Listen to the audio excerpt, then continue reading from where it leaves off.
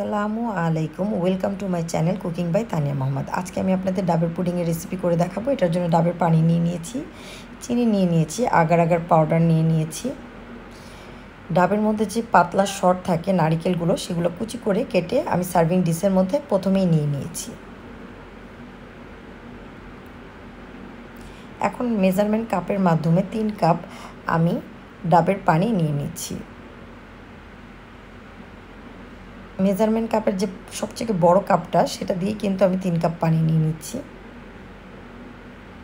পানিটাকে অবশ্যই আমরা ছাঁকনির সাহায্যে ছেঁকে নিব। এতে করে ডাবের মধ্যে অনেক ময়লা থাকে, সেগুলো আমাদের পরিষ্কার পানিটা আমরা পেয়ে যাব। আর এখন আমি মেজারমেন্ট কাপের 1/4 কাপের 2 কাপ আমি চিনি নিয়ে নিচ্ছি। কারণ ডাবের পানিটা এমনি মিষ্টি থাকে, 2 কাপ চিনি নিলে এটার সুগার ব্যালেন্সটা খুব সুন্দর হয়, মিষ্টিটা খুব একটা সুন্দর মিষ্টি হয় এটার জন্য। আর আগার আগার পাউডার নিয়ে নিব আমরা 3 টেবিল চামচ। আগার আগার পাউডারটা আমরা নিউ মার্কেটের তালুকদারের দোকানে পেয়ে যাব। যেখানে শুকনো বাজার পাওয়া যায় নিউ মার্কেটে, সেখানেই তালুকদারের দোকান আছে, সেখানেই আমরা আগার আগার পাউডারটা পেয়ে যাব। আর এটা অরিজিনাল আগার আগার পাউডার।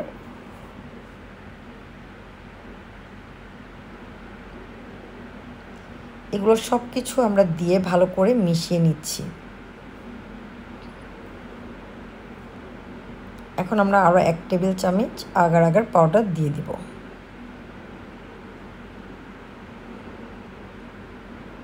দিয়ে ভালো করে মিশিয়ে নিব। আর এখন আমরা এটা চুলার মধ্যে দিয়ে ভালো করে একটা বলক তুলে নিব। হ্যাঁ, চুলার জালটা কিন্তু হাই হিট থাকবে। আর অনবরত নাড়াচাড়া দিয়ে আমরা একটা বলক তুলে নিব।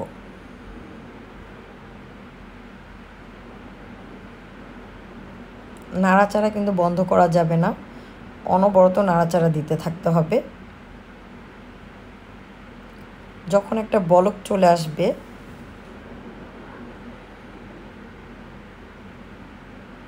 এখন আমরা এটাকে নামিয়ে নিব। নামিয়ে যে বাটিগুলোর মধ্যে আমি ডাবের সরগুলো নারিকেলগুলো কেটে রেখেছিলাম, সেগুলো উপরে পানিগুলো ঢেলে দিচ্ছি আর অনবরত নাড়াচাড়া দিচ্ছি।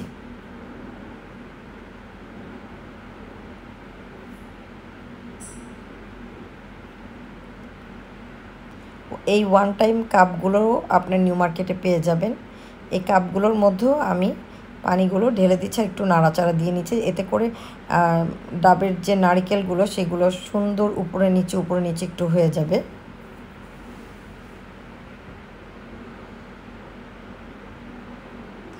আর এটাকে আমরা রুম টেম্পারেচারে 2 ঘন্টার জন্য রেখে দিব।